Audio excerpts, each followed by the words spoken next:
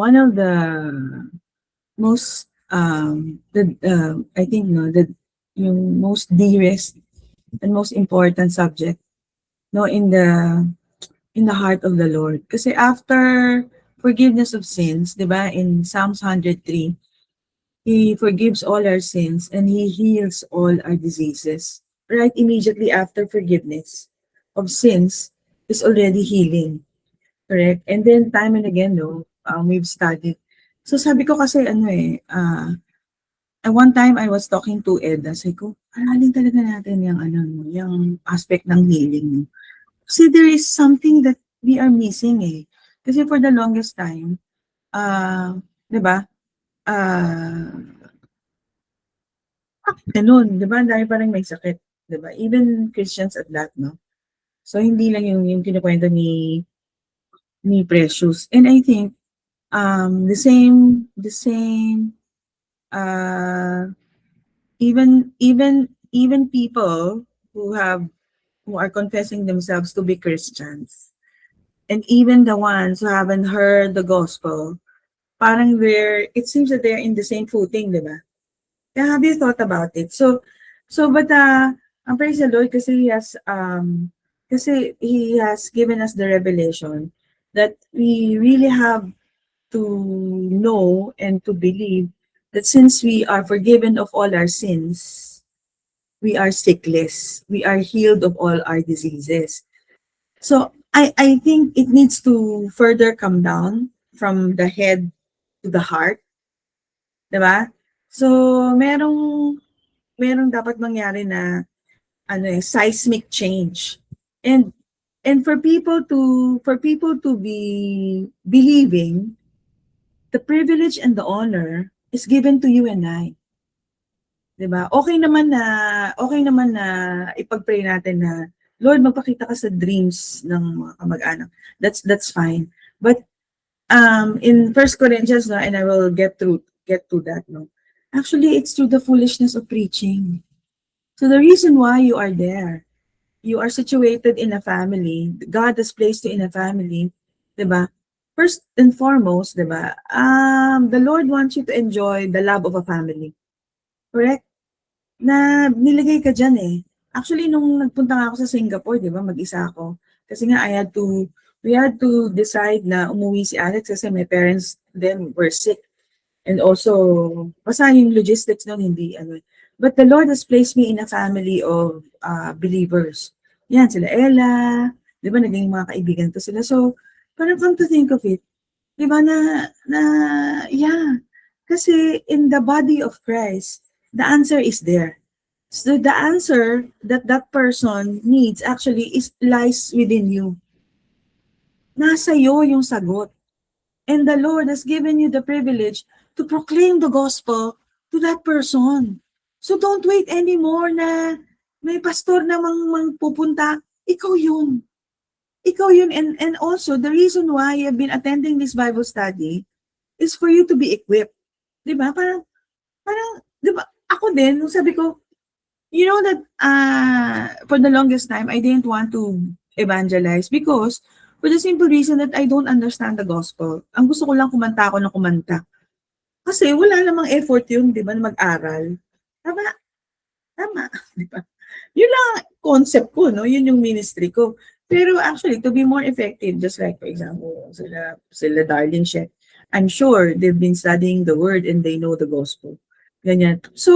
So ngayon mas sabi ko nga sa mga pamangkin ko, mga worship leader.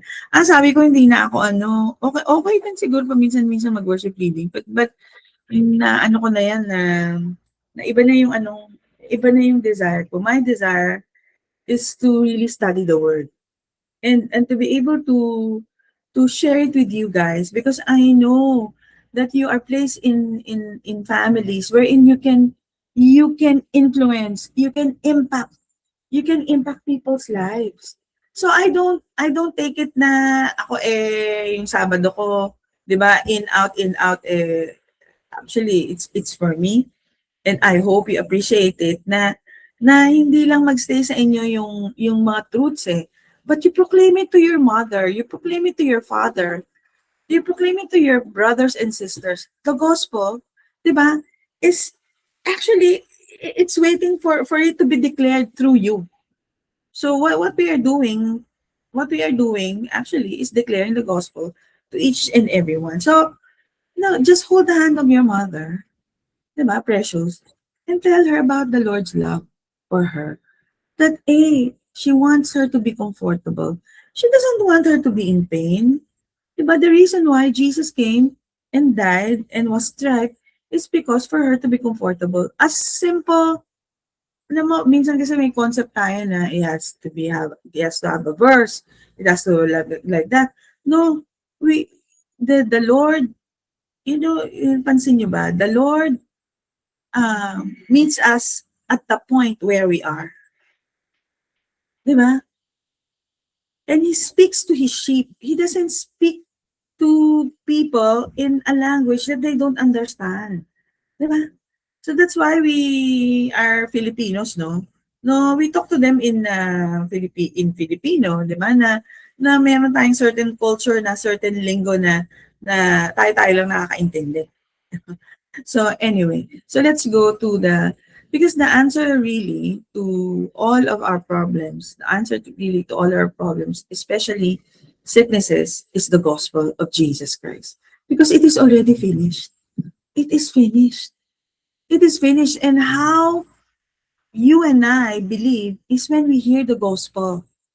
That's why itong Sabado, it's really very crucial not to skip it because it fortifies you. And then when you get it, you release it to the world. You release it to your family members. Diba yun yung ano dun eh, yun yung importante dun. Anyway, okay. Let's go to the topic tonight. Oops. Okay, stuff Jesus never said. Going to the doctor is a sign of unbelief. Actually, the one who wrote two books about miracles of the Lord Jesus, the book of Luke and the book of Acts, is a doctor. Luke is the one who authored the book of Luke and the book of Acts. He's a doctor. So, ito yung, huwag ka na pumunta sa doktor kasi pinagaling ka kung maniwala ka lang na pinagaling ka ni Lord. Okay. Kaya lang, ang hirap maniwala ng tao na yun kung hindi niya alam yung gospel. 'Di ba? Kung hindi niya alam yung truths behind the finished work of Jesus Christ. 'Di ba? Kaya kailangan pa rin ng doktor. Kasi can you imagine all of those people, hindi pa nila alam eh. Hindi nila alam na may Bible study pala tayo na ganito. Kung alam lang nila, 'di ba? Eh di sana mapo-fortify nga sila. Kaso ang bait talaga ni Lord eh. The doctors are there because they are the Lord's provision for people whose belief is not there. Gets nyo ba? Diba? Kasi ang bait nga ni Lord eh. So, kung ang belief mo ay ito, then I will meet you there. So, same thing din na si Lord, He doesn't look, kasi may narinig ako, no? Na the Lord looks at people three kinds, no? Believers, unbeliever, and Israel. Actually, sa kakaaral natin, I disagree now with that concept. No, the Lord looks at only people, at the one that He has created, and He loves them.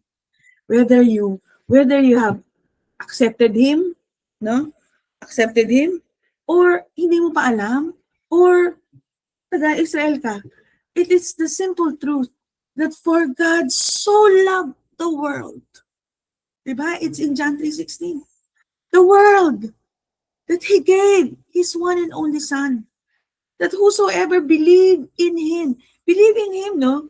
Believe that He is the Savior, will not perish in this world, because the Lord has completely eradicated na yung for us, no, yung thinking na pupunta ka pa sa hell, hindi na eh. 'Di ba? Pero ang issue ngayon is yung comfort mo here on earth. yung sakit, 'di ba, na nararamdaman mo. Yung separation whenever your parents or your dies, ganyan. So, okay.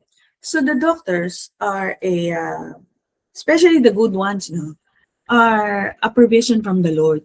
Okay? Because everybody who is in the camp of healing is an ally of the Lord.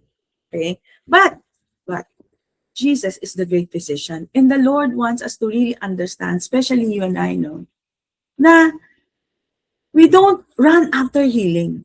Right? Right? We don't run after it because Himself is our wholeness. The one actually who heals is in us. And we have to proclaim that also to our family. Okay, pero bago natin puntahan yung truths tonight, no, that the Lord wants us to grasp, is let's read first the one pager. Sabi ni Pastor Ellis, Jesus is the great physician. The woman with the hemorrhage wasted her life savings on doctors who couldn't heal her. Then she met Jesus, Dr. Jesus who could. And from this one story, good doctors have lost customers and good people have lost their lives. There's no such thing as a bad healing. If medicine helps, take your medicine, especially insulin. No? It's a breakthrough from the Lord. If an x-ray is useful, then get an x-ray. Jesus has nothing against doctors, and good doctors have nothing against Jesus. The two New Testament books containing the most stories of supernatural healing were both written by Luke, by a doctor.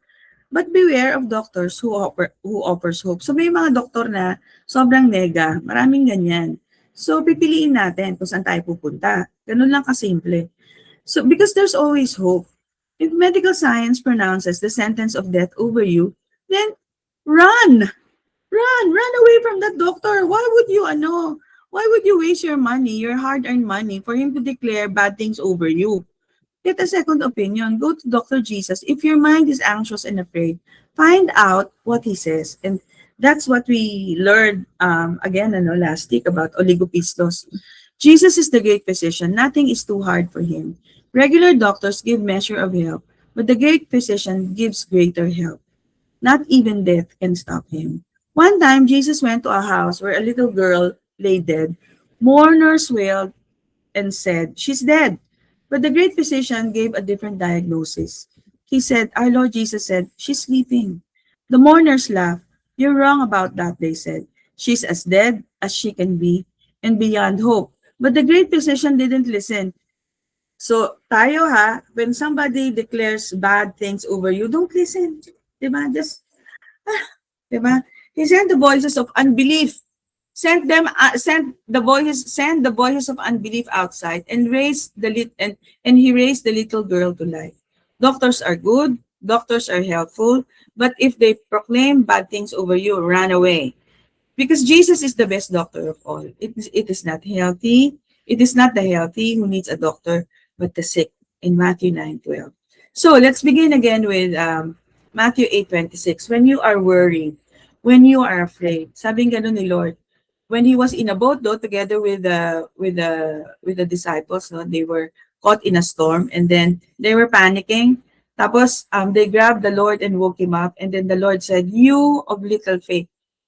Jesus replied, "Why are you so afraid?" So the reason why you are very afraid is because you have little faith. Diniscuss natin last week. Pero alam na natin by this time kung ano yung little faith. Then he got up, rebuked the winds, and it was perfectly calm. So sabi natin, he said, "Shh." So kapag merong nangaasar sa'yo, magde-declare ng something bad over you, shh. Diba? Actually, it's the shortcut for shalom. Okay, yung "you of little faith" in the Greek is actually oligopistos, and it means "you of little hearing." So kapag you catch yourself being fearful, you catch yourself doubtful, you have little hearing. Diba? Oligopistos. So, sabi nga describe someone dull to hearing the Lord's voice or disinterested in walking intimately with Him. How do you walk intimately with Him? Diba? May mga sumasagot na, obey Him. But actually, the word obey in the Hebrew is shema. Diba? It is to hear, To hear what? To hear the gospel. So let us not be prioritize hearing the gospel. Okay? Because when you do that, you're gonna be fearful. I'm telling you. Okay? So in 1 Corinthians 1:21, it says, no, for since in the wisdom of God, it's in the wisdom of God. The world through its wisdom did not know him. God was pleased through the foolishness of what was preached. Actually, to the foolishness of preaching in other versions, to save those who believe. So, preach, mga kapatid. Preach to your sisters. Preach to your family. Hallelujah. It is given to you. The mantle of anointing, the mantle of preaching the good news is given to you. Preach it. Hallelujah. Hallelujah. In Romans 10:17. And how will your mother, how will your father, how will your family believe if you don't preach? Because faith comes by hearing. Romans 10:17. This faith is sourced in discerned hearing. The kind of hearing that recognizes the authentic unveiling of Christ. So it is not saying anything, eh? It is the authentic unveiling of Christ, right? As the fountainhead of faith. And and it says no, there's only one faith that matters, not what we or a million others believe, but what God believes. What does God believe? Jesus is what God believes about you. We are God's audience. Jesus is our language. So yung Greek na yung preposition denotes origin and emerges out of the word that reveals Christ. Hearing these dynamic message both in the mouths of the prophets and now unveiled in the incarnate Christ, ignites persuasion. So when you preach the word, when you preach Christ, it ignites persuasion from the audience. And it's not actually faith comes by hearing and hearing the word of God. It's actually hearing the word of Christ. The Rhema word is Christ. Hindi Mary. Okay? Hindi Saint Joseph. No? No. It is Christ. It is Christ. Sabi ganun nung dalawang apostle, no, in Luke 24:27, did not our hearts ignite within us while we explained the scripture to us? Because the revelation of Jesus Christ, the revelation of God's love that He gave His Son Jesus Christ ignites belief, ignites faith. Hallelujah. So, let's go to Luke 5:17. You know, in Luke 5:17, it says, the power of God was present to heal. Ultimately, right, ano yung agenda ni Lord? It is always healing. Ganon ka-importante. Diba? It is actually, after forgiveness of sins, is healing. Diba? The power of God was present to heal. And in the Mirror Bible, it says, the atmosphere was charged with the presence of the Lord to heal. To heal. So, the primary agenda of the Lord Jesus is, of course, to preach the gospel. And then second is to heal. His presence, the Lord's presence is to heal. Basahin natin yung buong context, no? Yung buong verse. Now it happened on a certain day. On a certain day, sometimes you find yourself in the hospital, you find yourself in the office, di ba? And then there was the Lord, He found Himself in a certain day in the Sea of Galilee, di ba? As He was teaching. So it's always, Lord, the Lord is equipping you. The Lord has equipped you actually to teach. And then, meron pang nag-attend ng mga Pharisees and teachers of the law sitting by who'd come out of every town of Galilee. Talagang dinayo nila si Lord, no? I know, there will come a time that people will not look for you. Diba? They will ask you for prayers. Diba? And then, the power of the Lord was present to heal them. So, bakit ko inano yan? Bakit ko inano yan? Kasi in the, yung buong context. Because in Matthew 9, verse 35, the Lord Jesus, actually, para siyang, para siyang medrep. Actually, na-warm nga yung heart ko dito. Kasi ko, Lord, parang medrep ka, no? Jesus was going through all the cities and villages. Nagko-cover siya, no? That is how important healing is for the Lord. Jesus was going through all the cities and villages. Teaching, number one, in their synagogues. Diba? Same, no? In Luke 5:17. Teaching. So, you know, yung ministry natin, no, every Saturday is actually very, very precious to the Lord because it's teaching. proclaiming the gospel. Now we are proclaiming the gospel of the kingdom. And then, I believe, healing every diseases and every sickness. As this is recorded and is streamed across the globe, no, healing of every diseases, of every sickness is happening. Hallelujah. I firmly, firmly believe it because it's scripture. So the very atmosphere was charged with the healing power of God wherever Jesus went. You know what is the implication of this? Can you see it? Everywhere he went, there was healing power being released from him. You know what? You know what? He lives in us, right? So whenever you go to the hospital, the healing power is supposed to be released from you. This means your entire body, your entire body, Roel, your entire body, Ella, Tina, and Precious, enjoy, is charged with the presence of the Lord to heal. Hallelujah. Let that sink in, no? This means your entire body is charged with the presence of the Lord to heal. It is charged with the resurrection life, the Zoe life of God. Actually, you don't need to call for a pastor because you are already there. You're already there. The healing power of the one who restored your health and made you whole 2,000 years ago is inside you. Is inside you. He proclaimed the good news of the kingdom. He healed every disease and every sickness he encountered. He healed all. He restored everyone's health and wholeness completely. In Mark 3:10, for he had healed so many that the sick kept pushing forward so that they could touch Jesus. That same power is in you. That same dunamis, actually, when you look in the interlinear, it's dunamis, is in you. Hallelujah. Hallelujah. For he had healed so many that the sick kept pushing forward so that they could touch Jesus. As a result of seeing Jesus healing everyone he encountered, the sick continued to press around him and try to touch him. The phrase pressed around him is epipito. Epipipto pala. Epipipto, and it means to embrace with affection or seize with violence. In other words, they were falling upon him to such an extent that it was dangerous. But they were not hostile, but rather intensely eager. It's an extraordinary, moving, and overwhelming scene. Each one was embracing Jesus, falling upon him, and persisting to get a personal touch from him that would change their bodies and rid them of their illness. Hallelujah! This was not done in an orderly fashion, parang yung ating mga services ngayon, ano? Like our healing lines at church. There were no ushers making sure everyone stayed in line and waited their in turn. It was chaotic, it was very messy, and most of all passionate. Much like life, no? Diba?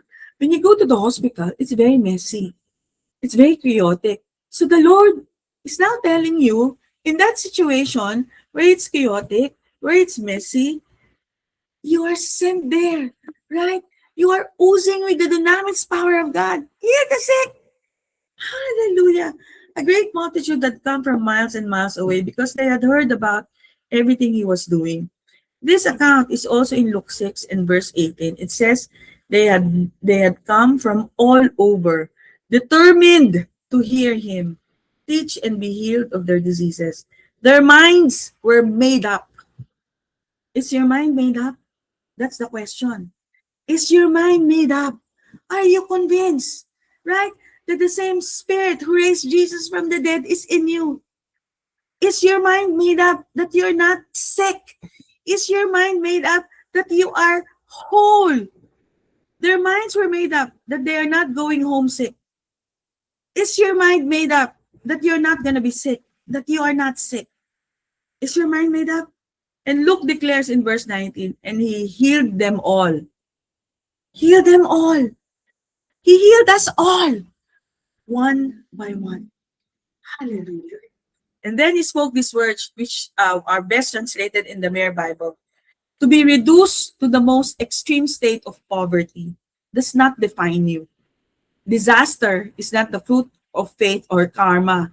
Karma, yun yung quid pro quo, di ba? Performance-based religion. The blessing of knowing that the kingdom of God belongs to you personally and that it is oozing from you is the essence of your well-being and identity again.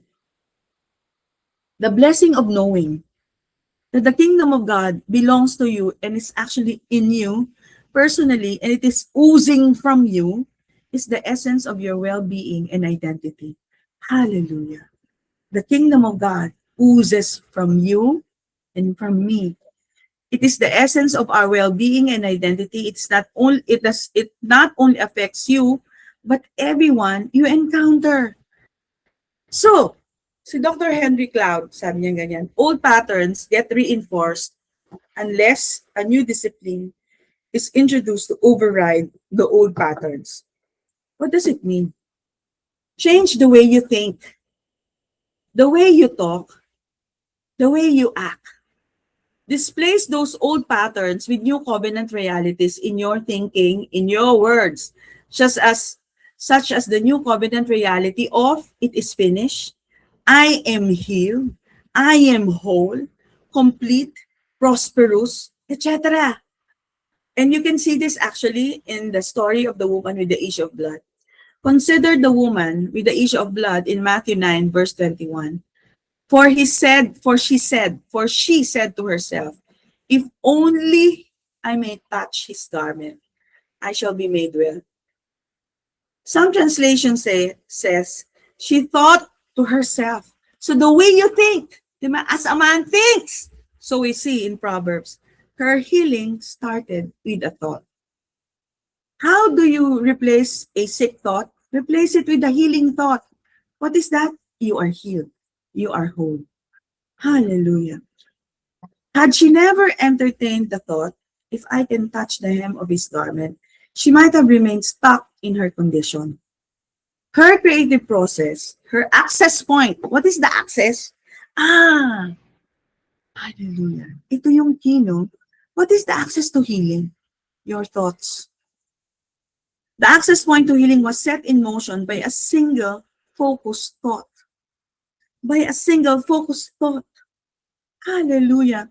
This is why renewing the mind is very critical. The word renew means to restore, to make new again, to return something to its original state. When you renew your mind, you strip away thoughts that contradict your divine design. So if there's if you forget anything, no, everything, this is very important. When you renew your mind, you strip away thoughts that contradict your divine design and replace them with thoughts that align with who you truly are. Until you get the revelation that the fullness of the Godhead dwelt in Jesus. It's very important. And that you are complete in Him. You will continue to seek healing. You will continue to seek prophetic word. Or get your needs met from outside yourself through another person instead of drawing what you need from the kingdom that is already within you. Hallelujah. Hallelujah. Hallelujah. This is actually from Don Keathley, Pastor Don Keathley. So we partake of the divine nature to the precious promises of God that are ours in Christ. We need to saturate our minds with the truth of who God says we are. The fiery darts of the enemy were extinguished in ancient times by the shields of the Roman soldiers, which were made of leather soaked in water. So what does it mean? Soak in the word of truth. Soak in the gospel of Jesus Christ. So as our thinking becomes saturated and soaked in the truth of who God says we are, we walk and live in the peace of God. What we focus on either feeds our faith or our fears. Again, what we focus on either feeds our faith or our fears. And as we focus on Jesus, we are receiving our true identity. We are who God says we are. So ito yung yung leather shield ng mga Roman soldiers. So what they do pala is they soak it in water. So pag may fiery darts, hindi nasusunog. Makes sense, no? Also in our spiritual walk, also in our lekleka, we continue to hear and hear and hear and hear. Hallelujah. And when the fiery darts of the enemy come, madali mo siyang mawarde. Hallelujah. And one important truth that we really need to remember and to believe, right? And to be convinced that the same spirit that raised Jesus from the dead dwells in me, permeating his life through my veins, through your kidneys, sending healing throughout your body. Hallelujah. Colossians 3:1-4. If then. So if then you were raised with Christ, you were resurrected with Christ.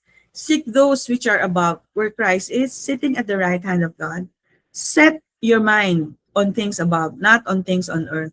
For you died, and your life is hidden with Christ in God.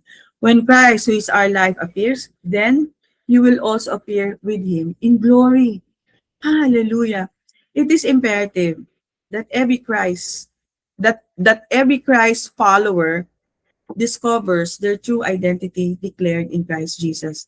The most liberating revelation is the fact that we have only not died together with Christ, but that we were also raised with him in resurrection life. Even going beyond this is to discover that we are seated with him in a new position in heavenly places where we function from a position of authority and influence within this world. Hallelujah. The premise of the good news of the gospel is that we are not required to strive to attain something through personal achievement, but rather to discover who we already are and what we already have in Christ as revealed in the glorious scripture.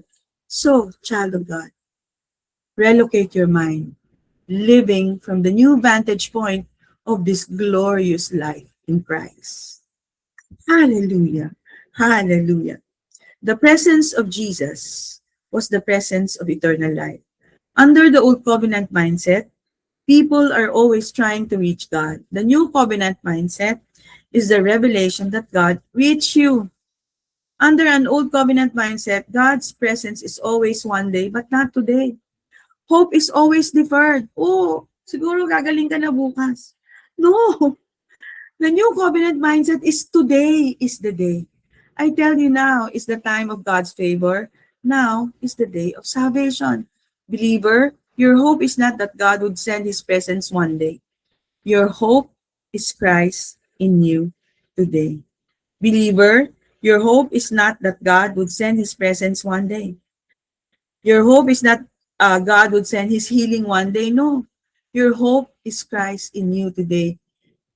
Healing himself is in you today. Hallelujah. So, just like the Lord Jesus, no, in the boat together with the disciple, shh, peace, be still, releasing heaven and earth in a world filled with alerts. Where are the peace be still voices? You are that voice, right? You are that voice that should proclaim peace. I'm not talking about ignoring danger. I'm not talking about carrying authority in the midst of it. The kind of peace that doesn't just calm seas but calm souls. While the world points to panic, we carry presence. The wind and waves still know his name, and he's not far off. He's in us. He's in us. Let's not forget who speaks to us when the storms arises. When the storms arise. Let's not parrot the news of prophecy doom. We're here to echo heaven. We're here to release heaven on earth. Hallelujah. Lastly, in Hebrews 8:1-2. Now, this is the main point of the things we're saying. We have such a high priest who is seated at the right hand of the throne of the majesty in heavens, minister of the sanctuary, and of the true tabernacle which the Lord erected and not man. The word minister means functionary, means one has been entrusted with the care, the maintenance, and the upkeep of both sanctuary and the tabernacle. It's Jesus that is the functionary of your sanctuary and your tabernacle. Who is the functionary? Jesus. Who is the sanctuary and tabernacle? You and I. The sanctuary is your inner man. Diba? The tabernacle is your outer man, your body. So the declaration of the scripture here is that Jesus has made himself responsible for your wholeness, for your health, for your prosperity, and for your freedom. Oh, hallelujah. Hallelujah. And yet we keep trying to make ourselves responsible. Ephesians 3:19, I desire for you to become intimately acquainted with the love of Christ on the deepest possible level. He's your functionary. He's going to take care of your sanctuary and your tabernacle, far beyond the reach of a mere academic intellectual grasp. Within the scope of this equation, God finds the ultimate expression of their image and likeness in you, so that you may be filled with all the fullness of God, awakened to the consciousness of their closeness. They are in you. God, Father, Son, and Holy Spirit. He is in you. Separation is an illusion. Oneness was God's idea all along. Father, Son, and Spirit desire to express themselves through your touch, your voice, your presence. They're so happy to dwell in you.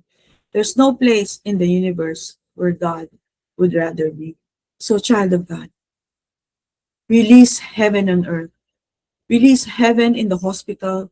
Release heaven in your family, in your homes. Release heaven to your husband. Release heaven to your children. Release heaven in the office. Father God, we thank you that you are in us, that the same Spirit who raised Jesus Christ from the dead lives in us. Father, we pray that this revelation will just grow and grow and grow and consume us, Lord, and that it overflows. It overflows to the people around us, around us, to all of us, in Jesus' name. Amen. Amen. Praise the Lord. Now let's prepare our communion elements. Okay. Lord Jesus, let us hold the bread. We take this bread and remember your body broken for us. We thank you, Lord, that you are our great physician, bringing healing, not just for our bodies, but also our minds and our hearts, and even our relationships. We confess that sometimes our faith is too small, our hearts hard of hearing. Forgive us when we doubt or rely on ourselves, Lord. So as we take this bread, we receive the Rhema word of Christ into our lives, the guidance, the peace, and the restoration. We ask you to strengthen our faith, renew our hope, and remind us that our identity is hidden in you. Secure, Lord, our beloved, not defined by circumstances, sickness, or luck. We commit to steward the mantle you've given to us, to care to our families. Use these gifts, Lord, and walk in the purpose you've entrusted to us. So let's eat the bread.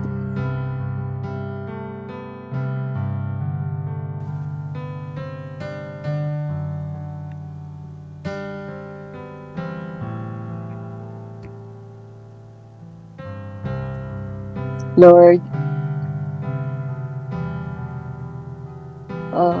we take this cup in faith, celebrating Christ's sacrifice and the healing peace and life it brings. We receive your life and restoration today. Let your blood remind us that we are forgiven, loved, and made whole in you. We pray that your love and mercy will rise in our homes and that we will faithfully steward the spiritual gifts and the responsibilities you have entrusted to us. Let's drink our cup.